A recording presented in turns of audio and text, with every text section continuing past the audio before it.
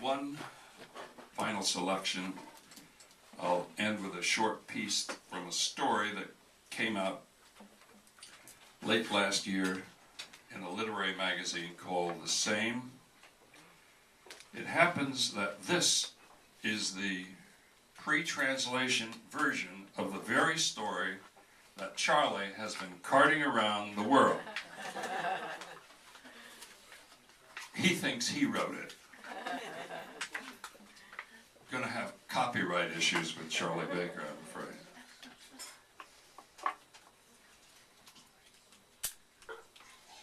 And it's called We Shall Come Rejoicing.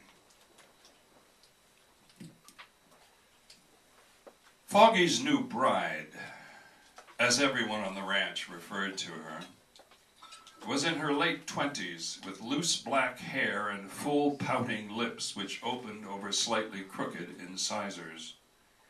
Young Jeffrey Hawkins was mesmerized by her long and shapely legs. She wore flimsy floral print dresses that draped softly over her body.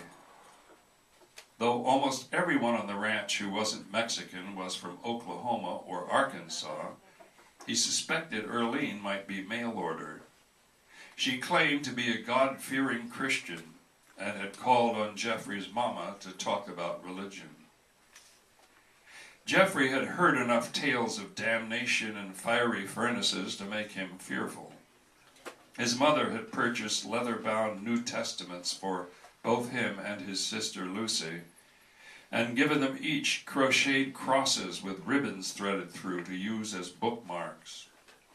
So the concept of the Savior's love redeeming a blighted soul was not a new one.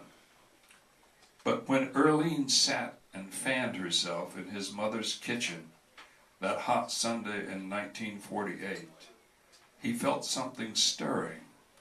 But was it Jesus? It wasn't odd that Foggy's wife should come calling, since Jeffrey's father, a foreman, was Foggy's boss.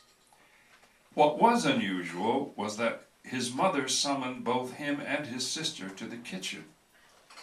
They stood on opposite sides of the table like bookends that didn't match. Lucy, at 14, was 2 years older than Jeffrey, as well as 2 inches taller, not to mention her budding breasts and dimples.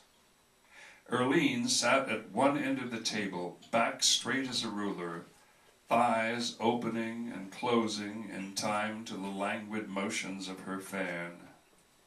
A drop of moisture appeared under her full lips, but she dabbed it with a handkerchief she kept crushed in her palm. Jeffrey had heard his father call Foggy Biggs one of his best irrigators, despite missing an arm from an accident in his youth. But now, Earlene explained, Vernon Biggs, that was his real name, was studying to become a preacher. He was to conduct a revival meeting Sunday evening in the town nearest the ranch. "It's a blessing, Penny," proclaimed Earlene. "Simon Neal from over in Culver City brings the message.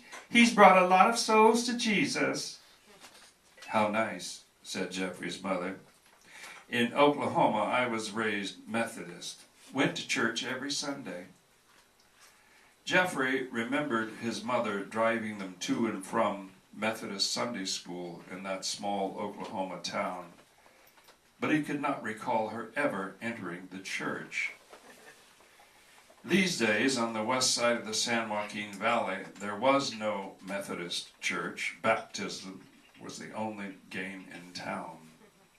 "Of course you did, dear," cried Earlene. "And isn't that the great thing about revival meetings? All denominations. Goodness. We would even invite a Hindu to meeting if we could find one." Jeffrey had been trying to keep quiet, but now he couldn't resist. "I can find one." "Beg pardon?"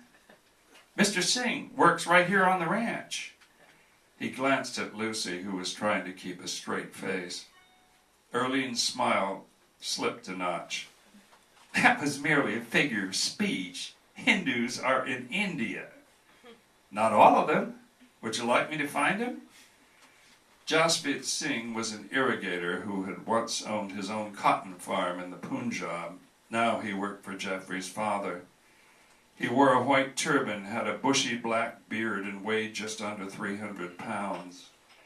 Geoffrey already knew he was a Sikh and not a Hindu, but he was hoping Foggy's new bride didn't know the difference. "That's quite all right," Erlene said nervously. "Perhaps another time." "Miss Biggs was wondering, did you and Lucy want to go to the revival meeting?" said his mother, as if throwing the matter open to discussion. "Actually, I was hoping you all might come," Erlene corrected. "Vernon is going to be doing the introduction of Reverend Neal on Sunday evening." "I'm not sure I should go, being Methodist," said Mrs. Hawkins. "But my children should have the opportunity. What do you say, kids? Erlene's offered to take you if you've a mind to." The two youngsters looked at each other.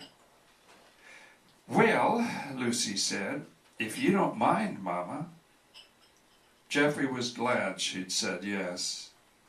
Not only was he more nervous about the prospect of damnation than his smart-alecky comments might suggest, but his heart pounded at a further chance to see Erlene's fan and thighs move in tandem. Thank you.